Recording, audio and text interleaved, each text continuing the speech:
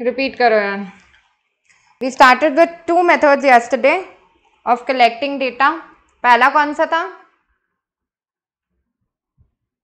Direct personal investigation. Direct personal investigation. Direct personal investigation में क्या होता है, आप 1-to-1 कॉन्टैक्ट स्टैब्लिश करते हो विद द इन्फॉर्मेंट, ठीक है, जिसके बारे में मुझे डेटा चाहिए उससे मैं डायरेक्टली अगर पूछ रही हूँ तो वो कहलाता है डायरेक्ट पर्सनल इन्वेस्टिगेशन। कहाँ सूटेबल है यार ये? What is the suitability of this method?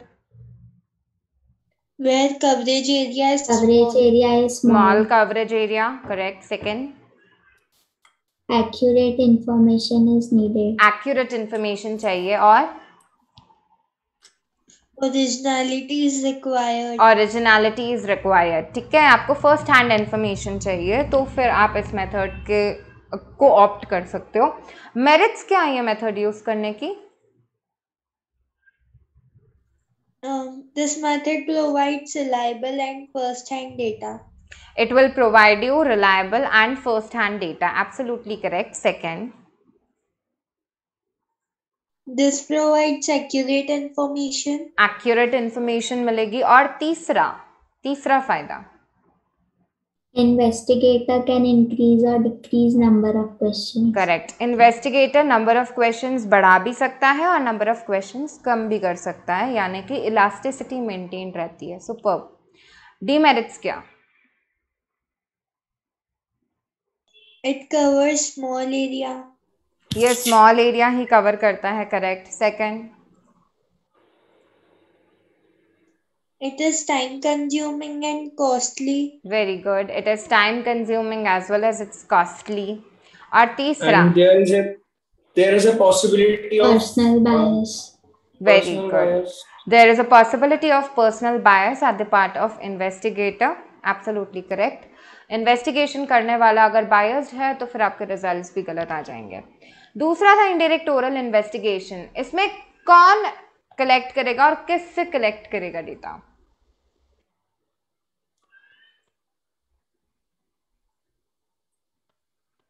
Investigator, Data is collected from witness.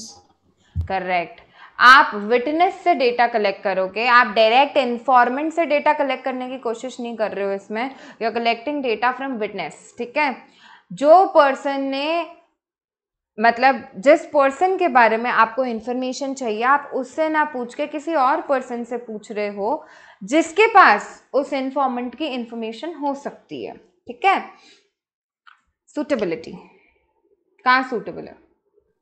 It is Suitable for large area. It is suitable for large area, very good.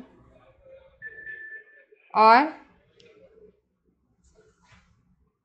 It is suitable where it is not possible to establish personal contact with the informant. Very good. Second, it is suitable जहाँ पे आप personal contact establish नहीं कर पा रहे हो with the informant, ठीक है। I gave you the example of accident, है ना, जहाँ पे आप कॉन्टैक्ट स्टैब्लिश ही नहीं कर सकते हो तो आपको किसी और से इंफॉर्मेशन लेनी पड़ेगी। और third, It It is is suitable suitable where informant is not capable of providing information. Correct, जहाँ पे आपका informant is not capable of providing information due to illiteracy और any of the other reason. Okay fine. Merits क्या ये method use करने के? Wide coverage. Wide coverage, very good. Economical है, this method is less costly. less time consuming. Less time consuming, very good यार। Okay, और क्या नुकसान है मेथड यूज करने के? Personal bias. Less accurate. Less accurate. Wrong Correct. conclusion. Wrong conclusion. Wrong conclusions, personal bias, और personal bias at the part of Less witness. accurate. हाँ, and it is less accurate. Absolutely correct. Superb. अब वापस continue कर रहे हैं with the third method यार।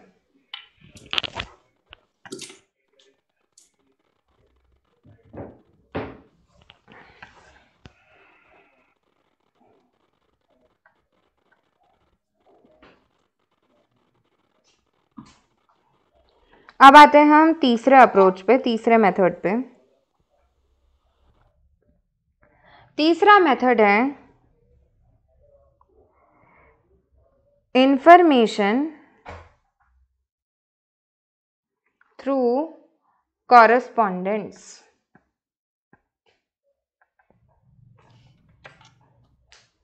Third approach is information through correspondence.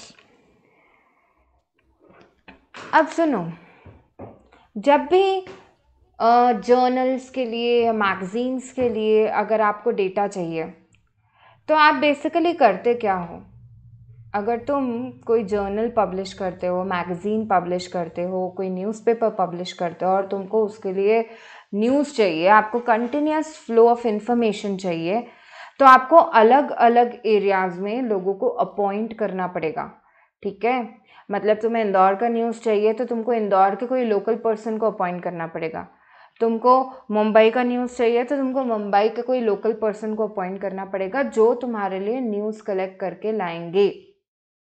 आपको अलग अलग एरिया में लोगों को अपॉइंट करना पड़ेगा, और जो लोकल लोगों को आप अपॉइंट करते हो, जो लोकल पर्सन्स को आप अपॉइंट करते हो, उन्हीं को बोला जाता है कॉरेस्पॉन्डेंट्स। आ रही है क्या बात समझ में?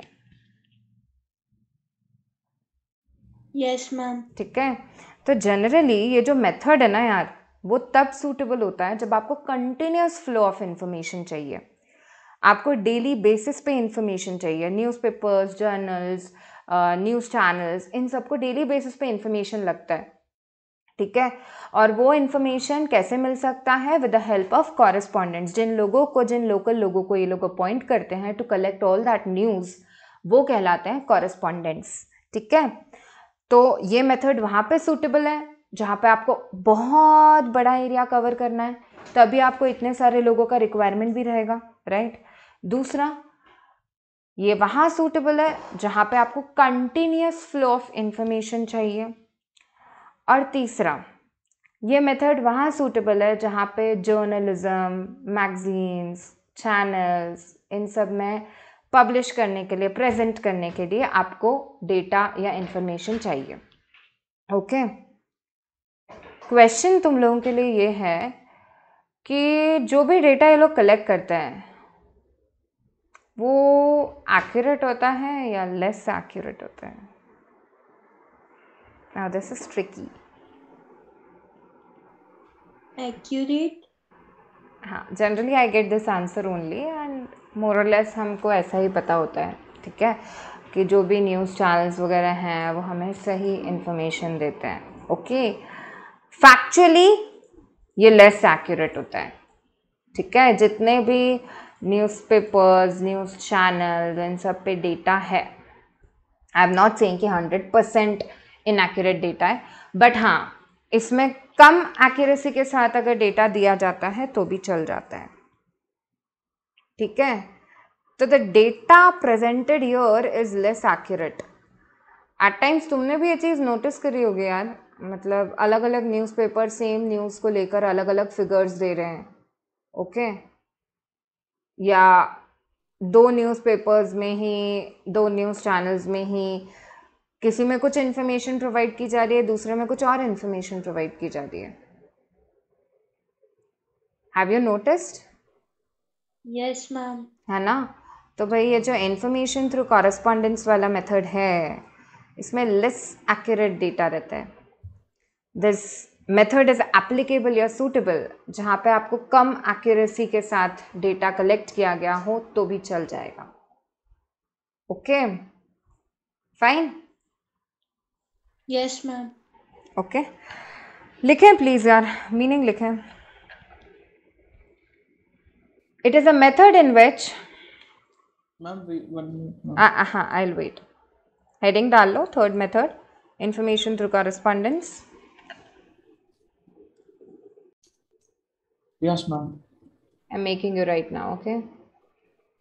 It is a method in which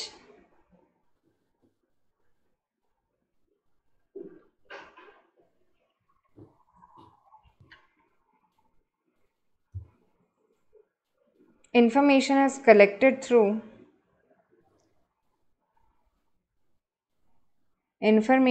collected through several local people, information is collected through several local people or correspondence. Information is collected through several local people or correspondence.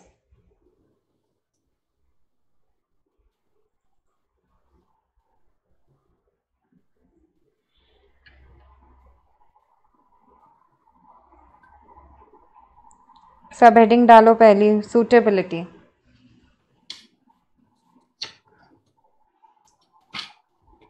This method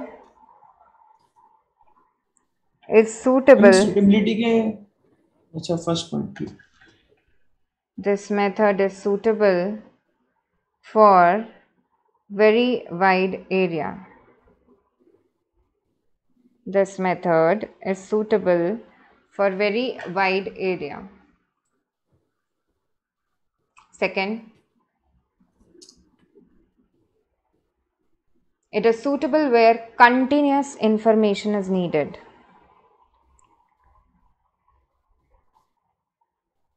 Second, it is suitable where continuous information is needed.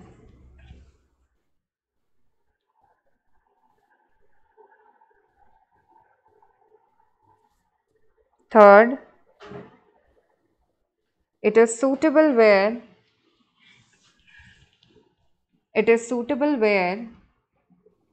information is needed.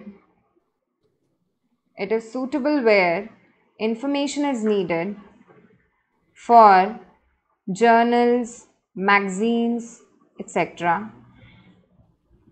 It is suitable where information is needed for journals, magazines, etc.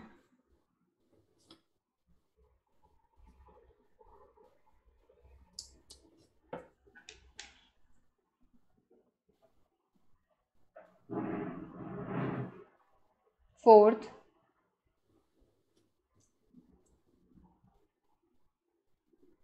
it is suitable where high accuracy is not needed.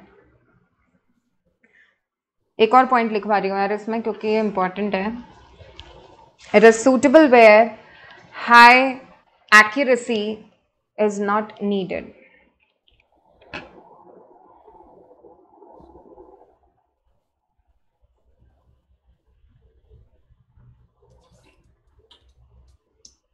Merits demerits के points तुम लोग बता रहे हो.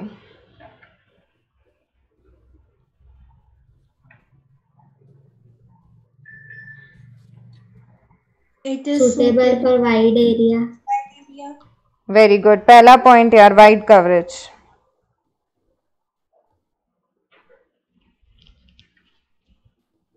और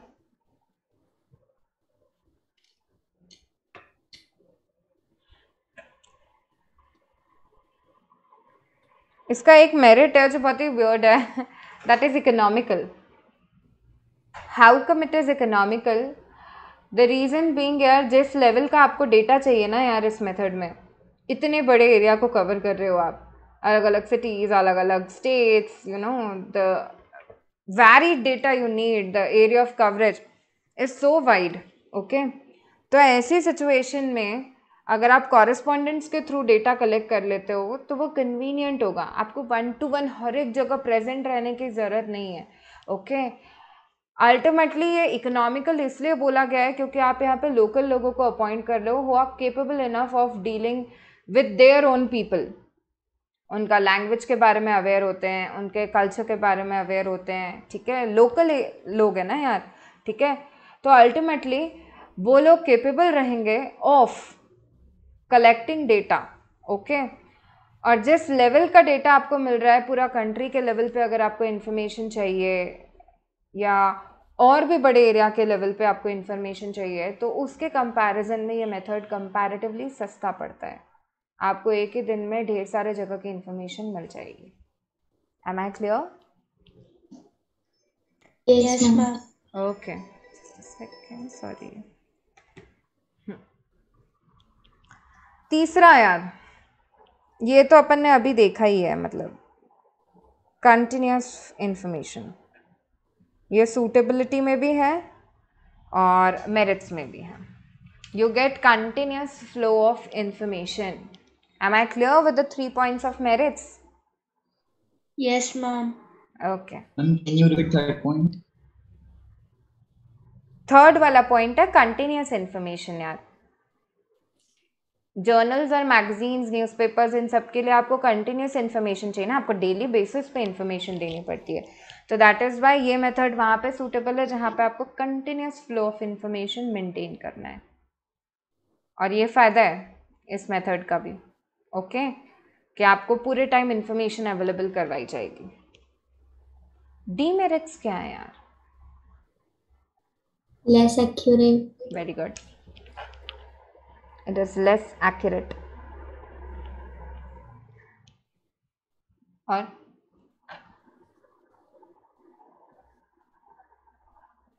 lack of originality. क्यों?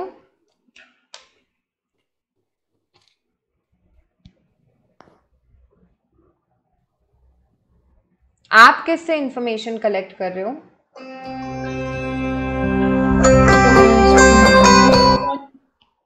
We are collecting information from correspondents, right. हम directly 1-to-1 contact उससे स्टैब्लिश नहीं कर रहे हैं जिसके बारे में हमें इंफॉर्मेशन चाहिए, राइट. हमारे लिए कौन कलेक्ट कर रहा है इन्फो? कॉरेस्पॉन्डेंट्स. तो इसमें लैक ऑफ ओरिजिनलिटी रहेगी. We are not getting it from the person who is respondent या who is the informant. Am I clear? Yes, ma'am. तीसरा नुकसान हाँ तो वो तो लेस एक्यूरेट में जाता. क्या? मैम लैक ऑफ ओरिजिनलिटी तो लेस एक्यूरेट में जाता. लैक ऑफ ओरिजिनलिटी अलग है यार. It may result in to lack of accuracy also. Lack of originality मतलब कोई भी मेरिट, जैसे फर्स्ट मेथड में ओरिजिनलिटी थी क्योंकि आपको जिसके बारे में इंफॉर्मेशन चाहिए ना, आपको उससे इंफॉर्मेशन मिल रही है. सेकंड मेथड में भी there was lack of originality क्योंकि आप किसी और पर्सन से इंफॉर्मेशन ले रहे हो जिसके बारे में आपको इन्फो चाहिए, उससे इंफॉर्मेशन नहीं ले रहे आप. ठीक है, यहाँ पे भी यही प्रॉब्लम है ना. इंफॉर्मेशन नहीं मिलेगी. Sorry, I didn't get you.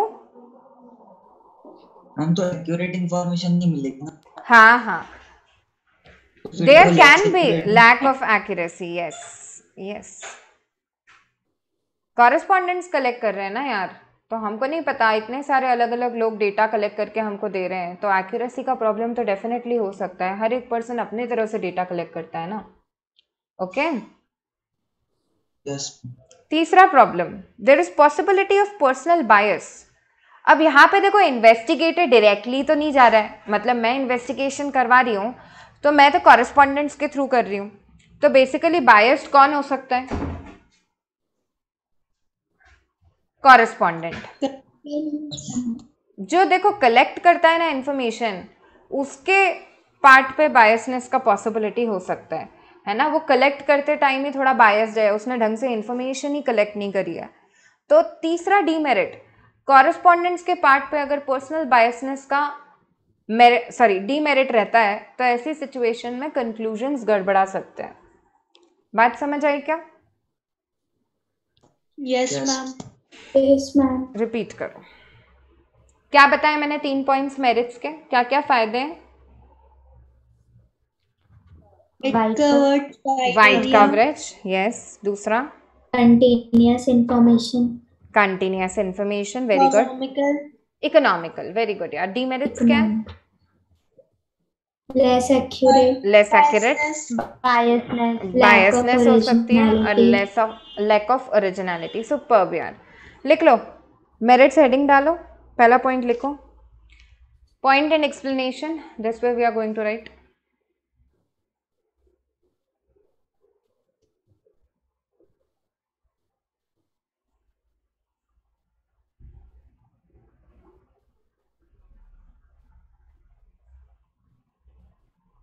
लिखो वाइड कवरेज, फर्स्ट पॉइंट लिखो, इसमें explanation. This method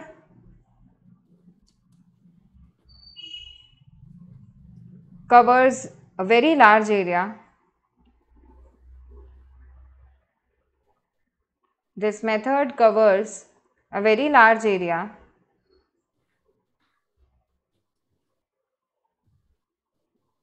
as information is collected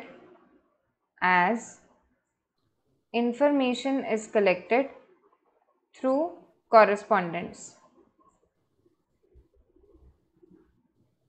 As information is collected through correspondence.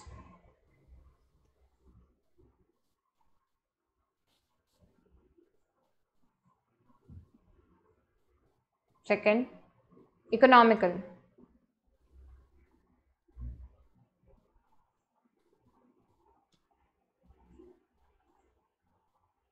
This method is less expensive.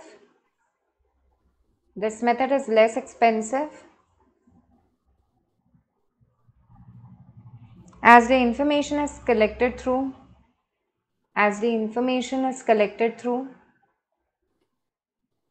correspondence. This method is less expensive as the information is collected through correspondence.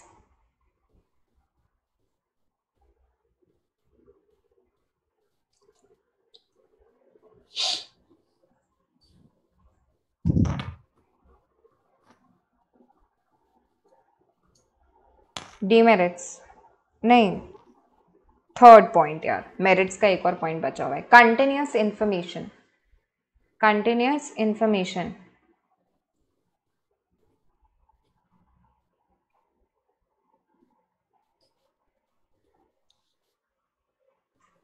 In this method,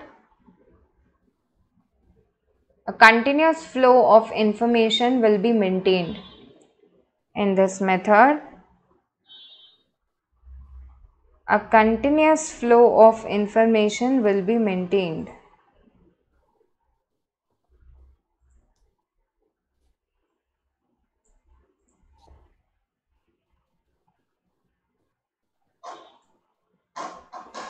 A continuous flow of information will be maintained. Demerits.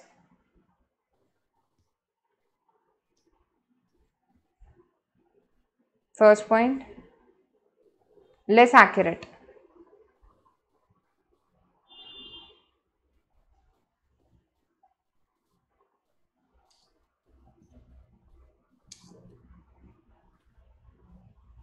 A major drawback of this method is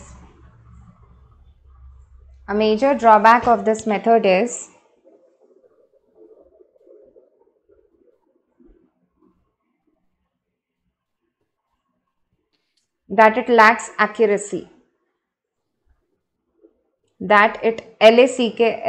Lacks accuracy. Second, lack of originality.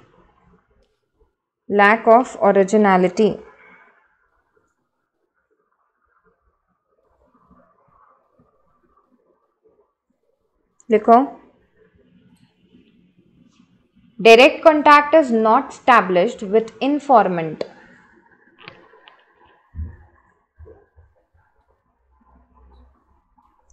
Direct contact is not established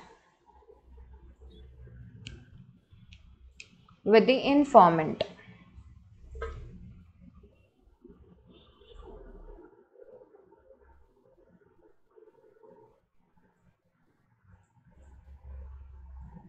And so,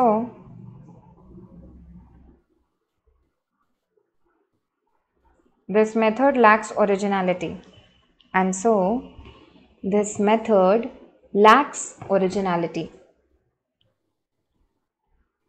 Third, personal bias.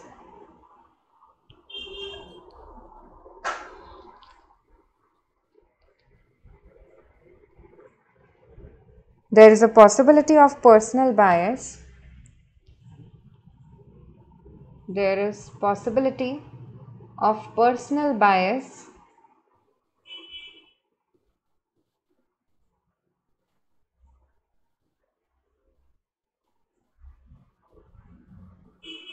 At the part of there is possibility of personal बायस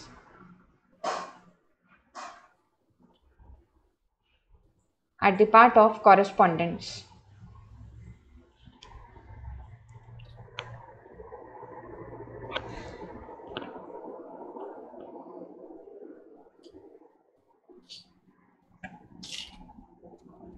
आखिरी method, information through questionnaires, heading डाल लो।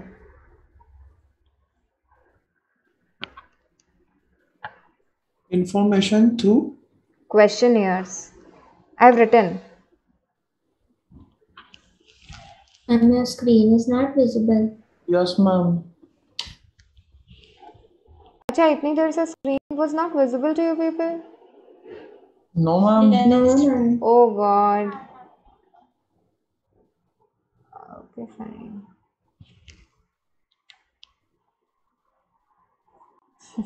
Now is it visible? अरे बोलते ना Yes, यार ma'am. पहले। So ma'am आप dictate कर रही थी इसलिए इसे कोई जरूरत पड़ी नहीं इसकी। अच्छा, okay fine. Information through questionnaires. अब इसमें दो अप्रोचेस हैं यहाँ, एक है मेलिंग क्वेश्चनियर और एक है एन्यूमरेटर। अपन ये अप्रोचेस पढ़ेंगे, लेकिन पहले अपन समझेंगे कि क्वेश्चनियर क्या होता है। ओके,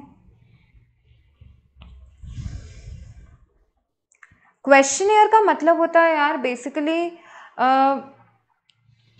एक डॉक्यूमेंट जिसमें सेट ऑफ क्वेश्चंस हैं जो इन्फॉर्मेंट फिल करेगा। ठीक है, it's a document that carries a set of questions जिसमें हमको इंफॉर्मेशन फिल करवानी है। ओके, तो पहले तुम मीनिंग लिख लो, फिर अपन और डेप्थ में समझते हैं कि क्वेश्चनियर होता क्या है। लिखो पहले, questionnaire is a document containing set of questions. Questionnaire is a document containing set of questions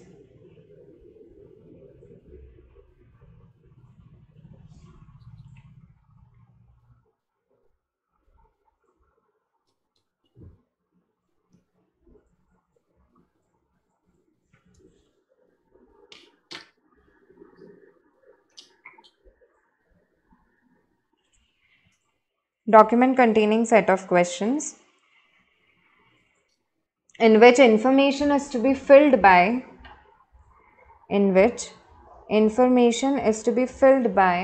informant.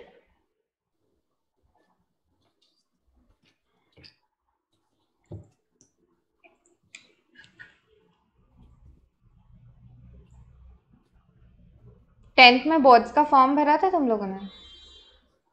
Yes ma'am. Yes, ma'am. Yes, ma'am. Coaching में रजिस्टर करवाया था तब कोई फॉर्म फिल करवाया क्या था?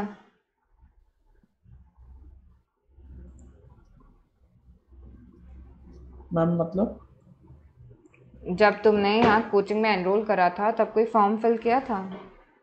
No ma'am. अभी No, नहीं किया ma'am. था। ठीक है, कुछ Ma'am, लोगों ने तो किया है, कुछ information लोगों ने नहीं किया है, because the classes are right now going online. लेकिन एग्जाम फॉर्म भरे हुए हैं, उसमें क्या क्या मैम पूछते थे तुमसे? नाम पूछते थे, तुम्हारे हाँ फादर्स नेम, मदर्स नेम, आधार नंबर एड्रेस, ये सब। हाँ बहुत सारी चीज़ें पूछी ना। क्या था वो क्वेश्चनियर था। क्वेश्चनियर बेसिकली एक इसी तरह का डॉक्यूमेंट होता है जिसमें तुमसे रिलेटेड क्वेश्चंस पूछे जा रहे हो, तुम उसे फिल करके दे रहे हो, राइट? Yes ma'am. कभी कोई फीडबैक फॉर्म भरा है? कभी कोई रेस्टोरेंट गए हो या हाँ मैम। कोई ज्वेलरी की शॉप पे गए, वो लोग तुमसे भरवाते हैं कुछ एंड हाँ। में कि आप प्लीज ऑनलाइन भी भरा है बहुत सी बार। हाँ ऑनलाइन भी भरा हुआ होगा, करेक्ट? Yes, तो ma'am. All these are questionnaires basically. ठीक है, मतलब मोरलेस तुमने क्वेश्चनियर देखा है, that's what I am trying to say. Probably तुमको वो टर्म नहीं पता थी, केवल वो क्वेश्चनियर ही था। ऐसे हो जाता है ना, नेम लिखा है उसके आगे डैश, मतलब तुमको भाई तुम्हारा नाम लिखना है उसके आगे। Okay, they are asking questions related to you and you have to fill that form, right? वही तो होता है क्वेश्चनियर। अब मुझे बताओ, एक अच्छे क्वेश्चनियर की क्या क्वालिटीज होती हैं? बहुत लंबा चौड़ा होना चाहिए क्या? बहुत सारे क्वेश्चंस होने चाहिए? ऐसा होना चाहिए नो क्या? मैम, नहीं, नो No, मैम, कैसा होना ma'am. चाहिए? Short, it should short be होना चाहिए, short and प्रिसाइज, accurate. है ना? crisp and accurate. बहुत ज़्यादा यस मैम, क्वेश्चंस नहीं होने चाहिए उसमें कि मतलब सामने वाले ही पागल हो जाए कि ये भरेगा कैसे, कोई भी क्यों भरेगा इतना लंबा क्वेश्चन यार। यार तुमने देखे हैं जनरली एक प्रॉपर फीडबैक फॉर्म्स होता है वो बहुत छोटा सा होता है, आपसे लिमिटेड रिप्लाईज मांगता है, राइट?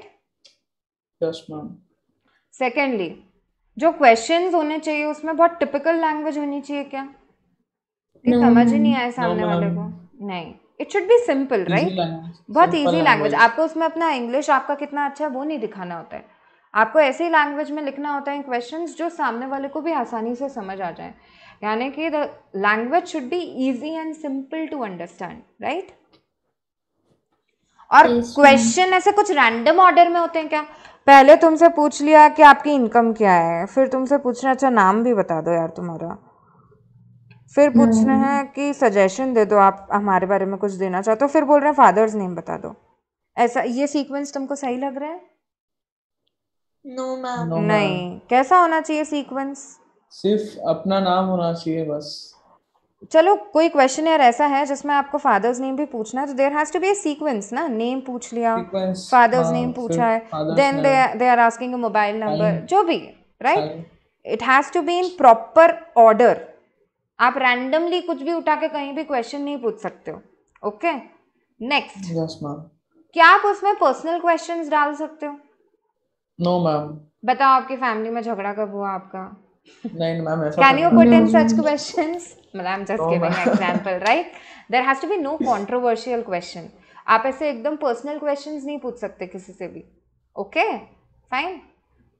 अरे हाँ Yes, अरे ma'am. यस मैम, ठीक है। Yes, ma'am.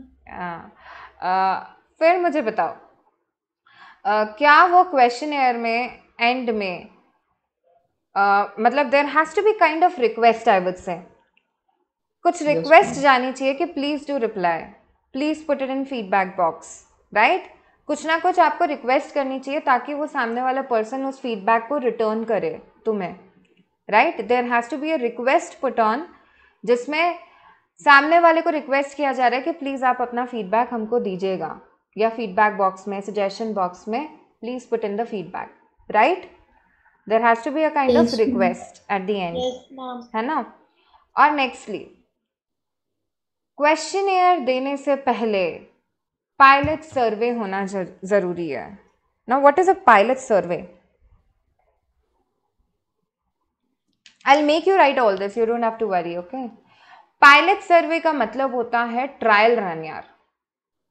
मतलब आप क्वेश्चनेयर डायरेक्टली आपके कस्टमर के सामने रख रहे हो, या आप एग्जाम फॉर्म डायरेक्टली बच्चों को दे रहे हो कि भाई ये फिल करना है, उससे पहले इसके ट्रायल रन होना ज़रूरी है।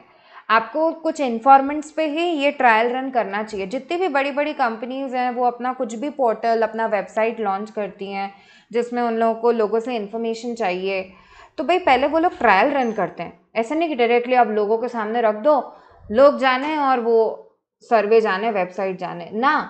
There has to be a survey conducted, runs होने चाहिए, ट्रायल रन करना होता है। आप इन्फॉर्मेंट के सामने जो क्वेश्चंस आप पूछना चाहते हो ना, आप नॉर्मली अगर एग्जाम फॉर्म भी भरवाना चाहते हो वो स्टूडेंट के सामने आप क्वेश्चंस रखते जाओ, ओके? कि भाई अब बताओ, इसका आंसर दो, इसका आंसर दो, इसका आंसर दो। अगर वो बच्चा कुछ अटक रहा है या किसी क्वेश्चन का ढंग से आंसर नहीं कर पा रहा है तो आपको उस क्वेश्चन में मॉडिफिकेशंस करने चाहिए, या वो क्वेश्चन को गलत इंटरप्रेट किया जा रहा है तो आपको उसका लैंग्वेज अकॉर्डिंगली चेंज करना चाहिए, राइट और नॉट? Yes, ma'am. ठीक है, तो एक अच्छे Yes. क्वेश्चनेयर की ये कुछ क्वालिटीज होनी चाहिए, राइट? Yes, ma'am. एक अच्छा क्वेश्चनेयर में एक और क्वालिटी होना चाहिए कि वो बहुत ज़्यादा कैलकुलेशंस आपसे करने का नहीं बोलना चाहिए। क्वेश्चनेयर्स जनरली आपने ऐसे देखे क्या जिसमें आपको बोले कि चलो कैलकुलेशन करो? फीडबैक फॉर्म्स देखे हैं कभी ऐसे? No, ma'am. नो मतलब मैम, बेसिकली वो टिपिकल हो जाता है ना किसी के लिए भी ये सब करना, ओके? तो मोर और लेस आपका क्वेश्चनेयर ऐसा होना चाहिए जिसमें ज़्यादा कैलकुलेशंस इन्वॉल्व ना हो। It should be easy for someone to answer. Am I clear? Yes, ma'am. ठीक है, these are all the qualities of a good questionnaire. अब जितना भी टाइम लेफ्ट आउट है will try to write all those qualities. Heading डाल लो please. Qualities of a good questionnaire, it's a good question ना exam point of view से भी। Ma'am one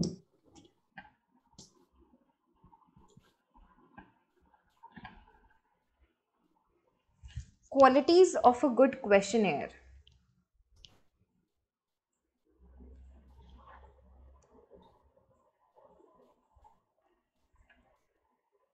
First point.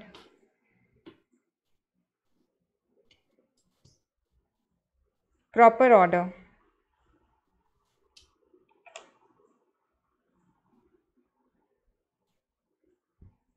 लिखो इसमें। Yes ma'am. The questions in a questionnaire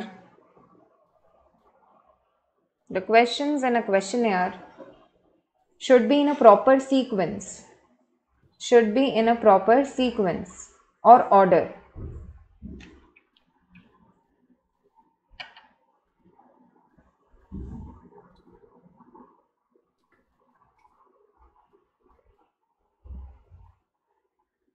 Second, precise. Precise मतलब छोटा, बहुत लेंदी नहीं होना चाहिए। A good questionnaire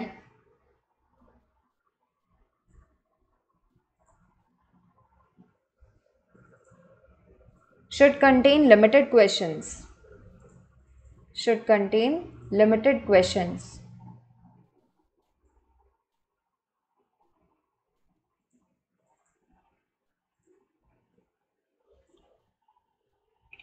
Third,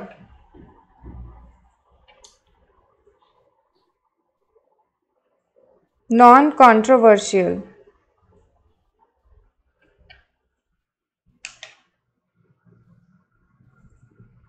A good questionnaire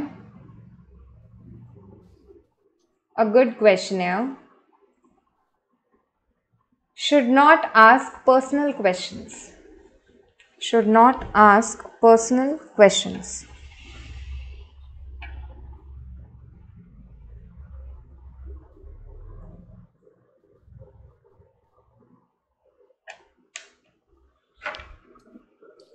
Fourth,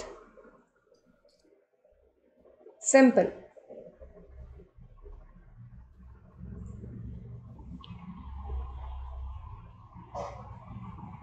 A good questionnaire should use language which is easy to understand. A good questionnaire should use language which is easy to understand.